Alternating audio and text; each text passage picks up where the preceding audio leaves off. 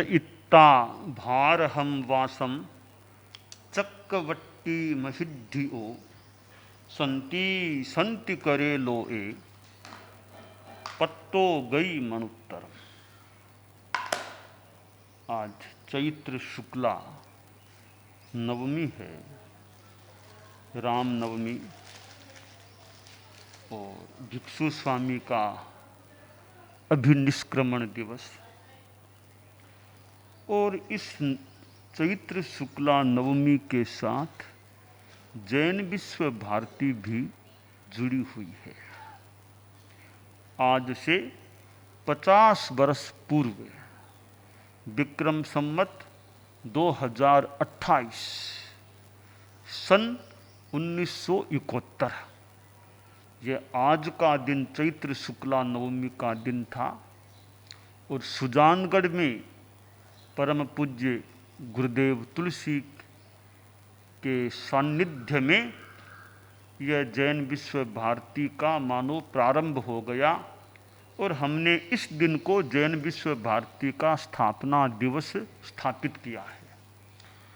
50 वर्षों की संपन्नता, आम भाषा में स्वर्ण जयंती, गोल्डन जुबली कहा जाता है। तो स्वर्ण जयंती,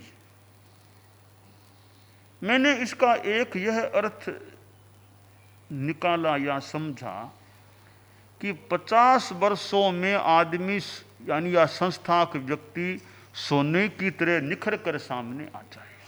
50 वर्ष तक तपे खपे करे, फिर वो निखर कर सामने आ जाए। जैन विश्व भारती को मैं लंबे काल से देखता आ रहा हूं। बचपन में जैन विश्व भारती को देखा था और वहाँ गया भी था, रहा भी था बचपन में। और अभी तो मैं कई वर्षों से जैन विश्व भारती से दूर ही रह रहा हूँ, परंतु दूर से भी कुछ कुछ जाना जा सकता है, समझा जा सकता है। 3 शब्द हैं जैन विश्व भारती। अब जैन जो जिन वीतराग, उनको देवता मानने वाले जैन, या जिनके द्वारा चलाया गया जैन, जो भी जैन राग द्वेष विजय के साथ जुड़ा हुआ यह जैन शब्द है। कितनी गरिमापूर्ण बात है, राग द्वेष विजय। यह जैन शब्द के अंतर्गत निहित तत्व है कि राग द्वेष पर विजय। और विश्व, विश्व के 2 अर्थ होते हैं। एक विश्व यानी वर्ल्ड, संसार, वो विश्व है। विश्व का दूसरा अर्थ है समस्त, ओल, सब, सारा, वो विश्व होता है। और भारती, भारती विद्या, विद्या होती है। तो जैन विश्व भारती, इन 3 शब्दों में बहुत महत्वपूर्ण अर्थ निहित है। परम पूज्य आचार्य तुलसी का पथ दर्शन, परिश्रम, चिंतन, और भी कईयों का, साथ में कितनों का योगदान। और जैन विश्व भारती विकास की दिशा में आगे बढ़ती गई। Rome was not build in a day, एक दिन में रोम नहीं बना था। तो कभी मैं सोचता हूं जैन विश्व भारती एक दिन में इतनी बड़ी नहीं बनी है। कभी क्या रूप था, आज कितना विराट रूप हो गया। हालांकि विराट था तो और विराट रूप बन सकता है, अनंत आकाश है। फिर भी जैन विश्व भारती पर गौरव किया जा सके, एक ऐसी संस्था तेरा पंथ समाज के पास है। मुनि कीर्ति ने बहुत सुंदर व्याख्या की है जय कुंजर के बारे में। मैं परम पूज्य गुरुदेव तुलसी ने तो कहा विश्व भारती कामधेनु, कामधेनु कहा था। कामधेनु बहुत सुंदर कामधेनु है। मैंने जय कुंजर कह दिया था, जय कुंजर। तो कामधेनु भी बहुत बढ़िया चीज है। यानी बढ़िया मतलब आध्यात्मिक रूप में कोई दूध प्राप्त करे तो बहुत बढ़िया चीज है। कामधेनु, अब कामधेनु विश्व भारती ये कामधेनु के रूप में है, पर दोहन करने वाला भी चाहिए। दोहन तो करे ना, दोहन करे या स्तन के मुंह लगा के दूध पिए, कुछ तो करे तब दूध आएगा। या तो दोहन करे तो वो खुद पी ले, औरों को पिला दे, या कोई बच्चा सीधा स्तन से ही दूध पीना शुरू कर देगा तो भी दूध खुद को तो मिल जाए। तो जैन विश्व भारती का भी कामधेनु का दोहन अच्छा हो तो दुग्धामृत प्राप्त हो सकता है। वो ज्ञानामृत के रूप में, साधनामृत के रूप में वो एक दुग्ध प्राप्त हो सकता है। जय कुंजर है तो हाथी को पालना भी बहुत बड़ी बात है। हाथी कुंजर, जय कुंजर नाम तो बढ़िया, पर हाथी को रखना, उसकी देखभाल करना, उसको पोषण देना वो भी साथ में जरूरी होता है। उसके बिना वो जय कुंजर भी कमजोर पड़ सकता है। जैन विश्व भारती को परम पूज्य आचार्य तुलसी का संरक्षण मिला, आचार्य महाप्रज्ञ जी का मानव पथ दर्शन मिला, और आज भी जैन विश्व भारती हमारे सामने है। भले मस्तिष्कीय रूप में सामने है, पर सामने है। गुरुदेव तुलसी तो जैन विश्व भारती में कितने, मेरे देखने में कितने विराजे थे, लंबे काल तक जैन विश्व भारती में विराजे थे। आचार्यों का प्रवास होना भी एक संस्था को संपोषण देने वाला बन सकता, सहज संपोषण संस्था को कुछ तो आचार्यों के प्रवास से भी मिल सकता है। गुरुदेव तुलसी ने वो काम किया या हो गया, उनकी थोड़ी उम्र भी मान लें, कुछ स्थितियां मान लें कि जैन विश्व भारती में लंबे काल तक बार बार उनका पधारना हुआ और विराजना हुआ। जैन विश्व भारती एक विराट संस्था है, एक समर्थ संस्था है, रमणीय संस्था है और उपयोगी संस्था। जो मुनिकीर्ति ने 4 बातें बताई थी, बहुत अच्छी बातें हैं कि विराट संस्था, विराट है। विराट 2 रूप में है, द्रव्यतैर भावतः है। द्रव्यतः देखें उसका परिसर भी विराट है। बहुत सुबह सुबह मॉर्निंग वॉक करो, आराम से, अच्छा लंबा चौड़ा परिसर है, घूमते जाओ घूमते जाओ। घूमने वाला भले थक जाए बार बार चक्कर लगाते लगाते, लंबा चौड़ा परिसर है। ठेठ विमल विद्या विहार के पास तक जाके आओ, भिक्षु विहार के सामने से फिर निकलो। यहाँ गुरुदेव तुलसी यूँ भ्रमण करते थे जैन विश्व भारती में। कई बार लंबा राउंड लेते, लंबा राउंड भिक्षु विहार से चल करके ठेठ अतिथि भवन के पास होते होते विमल विद्या विहार के आसपास कहीं पधार के यूँ वो फिर वो योगक्षेम निलयम जोधपुर मेल वहाँ होते होते यूँ पधारते। बहुत लंबा चौड़ा परिसर है। तो द्रव्यतः भी विराट है और साथ में भावतः गतिविधियां भी कितनी विराट है। जैन विद्या की गतिविधि कितनी बड़ी है। आज इतने जैन आगम हमारे सामने हाथों में आते हैं, हमारे धर्म संघ के द्वारा जो तैयार किए गए हैं, संपादित अनुवादित आदि, कितनी बड़ी ज्ञान संपदा, वो तो एक आगम संपदा, और कितने ग्रंथ जैन विश्व भारती के द्वारा प्रकाशित है। और जैन विश्व भारती में जो ग्रंथागार है, वर्धमान ग्रंथागार, वहां जाके कोई बैठे देखे अध्ययन करे, जिंदगी पूरी खप जाए। मान लो इतने ग्रंथ पढ़े हैं, वहां कोई अध्ययन करे पढ़े तो कितने ग्रंथ वर्धमान ग्रंथागार में है। इधर यह समण संस्कृति संकाय के द्वारा जो जैन विद्याओं का अध्ययन का क्रम,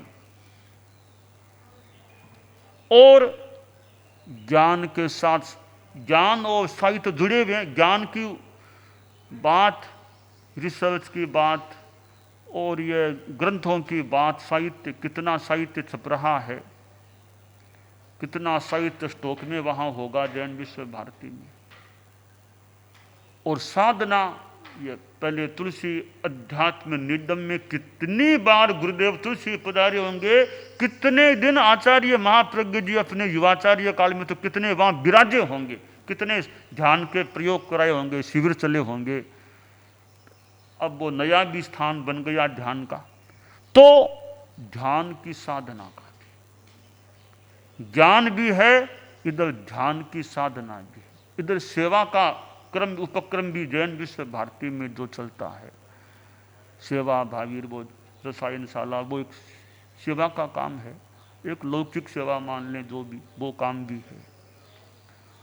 और जैन विश्व भारती में हमारे समण श्रेणी का तो मानो मुख्यालय वहाँ है जैन विश्व भारती, हमारे संत लोगों का सेवा केंद्र भी वहाँ पर है। मुमुक्षु बाह्यां भी जैन विश्व भारती के परिसर में प्रवास करती हैं। और जैन विश्व भारती मान्य विश्वविद्यालय जैन विश्व भारती संस्थान भी उसी से जुड़ा हुआ सा है। तो एक महत्वपूर्ण संस्था है। कितने कितने हमारे चारित्रात्माओं ने भी कितना श्रम किया है, और कितने कितने गृहस्थ कार्यकर्ताओं ने अपना श्रम समय का नियोजन जैन विश्व भारती के लिए किया है।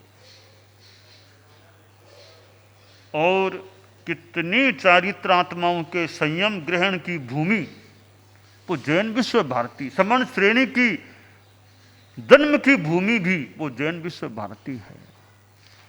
इसका इतिहास 50 वर्षों का इतिहास, एक गौरवपूर्ण इतिहास है। इतिहास की पुस्तक भी पहले निकली थी, अब तो कई वर्ष और आगे बढ़ गए, तो कभी उसका नया संस्करण हो तो और नए 50 वर्षों तक का इतिहास उसमें समाविष्ट हो जाए, तो एक आधी शताब्दी का जैन विश्व भारती का इतिहास सामने आ सकता है। जैन विश्व भारती को और आगे बढ़ना है। इंटरनेशनल स्कूल की जो बात है, आचार्य महाप्रज्ञ जी की जन्म शताब्दी के संदर्भ में जो बात, इंटरनेशनल एक स्कूल, ऐसा विद्यालय, अनेक विद्यालय जैन विश्व भारती के पास हैं, मान्य विश्वविद्यालय जुड़ा हुआ है, और भी 3 विद्यालय तो जैन विश्व भारती के पास हैं। विमल विद्या विहार है, जयपुर में है, टमकोर में है, 3 तो हैं। बड़ी अच्छी बात, यानी शिक्षा संस्थान है, शिक्षण संस्थान है, उनमें बच्चों में ज्ञान के साथ अच्छे संस्कार भी दिए जाते रहें। विमल विद्या विहार जैन विश्व भारती के अंदर ही है, वो तो वो भी अच्छा एक विद्यालय है।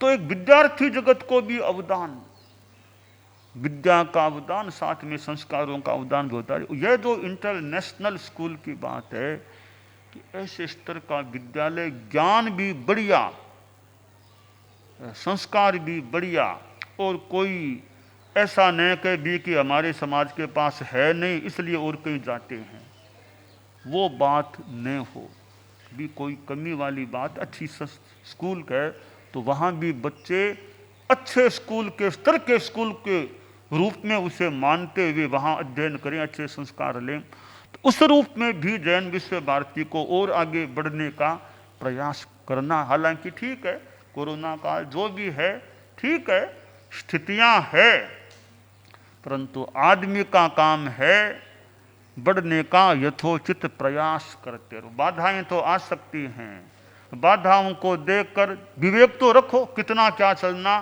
पर हाथ पर हाथ दे के बैठ दे रहे बहुत बाधाएं हैं तो ठीक है।